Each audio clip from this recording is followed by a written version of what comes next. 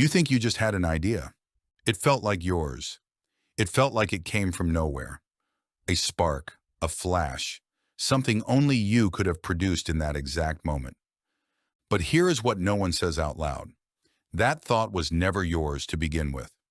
Not the words you used to form it, not the concepts that gave it shape, not even the way the pieces assembled themselves inside your head. You were born with a brain and zero content. Everything that has ever appeared in your mind was built entirely from material you absorbed from other minds. Language handed to you before you could walk. Concepts shaped by parents who never chose them either. Stories and symbols that traveled through thousands of generations before landing inside your skull and quietly becoming the voice you call your own.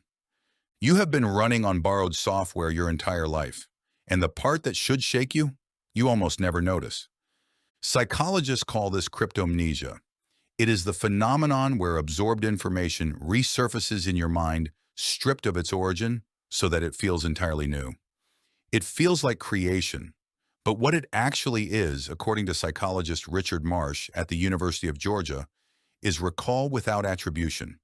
Your brain presenting someone else's output as its own, with no warning label attached.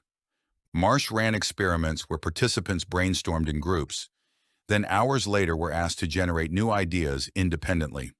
People consistently reproduced ideas from the group session as if producing them for the first time. They were completely convinced they were being creative. The theft was invisible to the thief. This is not a flaw. It is the design. Your brain is not a generator. It is a compiler. It takes existing pieces, language, images, patterns, emotional textures, and assembles them into new combinations at speed. The output feels creative because the combination is novel, but the ingredients were always someone else's first. Cognitive scientist Keith Sawyer spent years tracing the genealogy of famous breakthroughs. What he found across music, science, and art was that even the most celebrated moments of individual genius were products of dense influence networks. Mozart absorbed hundreds of compositions before writing his first masterpiece.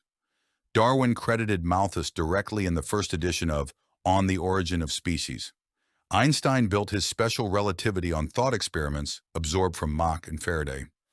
None of this diminishes what these minds produced. It redefines what production is. Creativity is not generation from nothing. It is the quality of the combinations your mind makes from what it has absorbed. The uniqueness is not in the raw material. The uniqueness is in the lens. You are not your thoughts.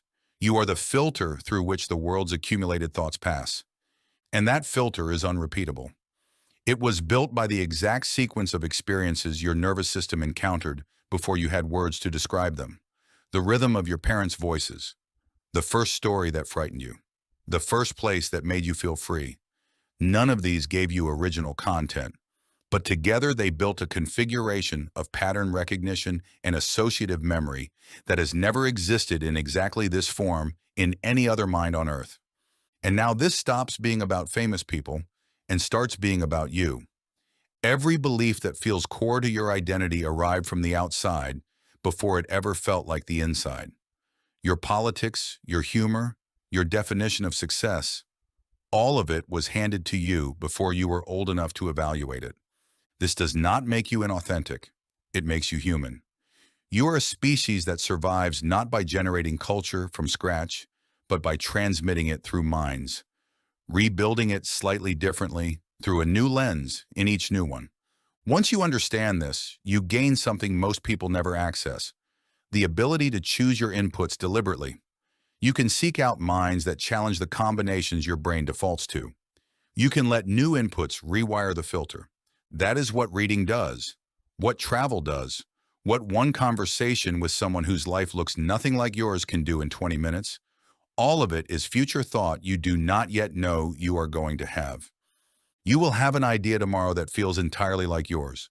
A spark, a flash, something from nowhere. But now you know where it comes from. It comes from everywhere.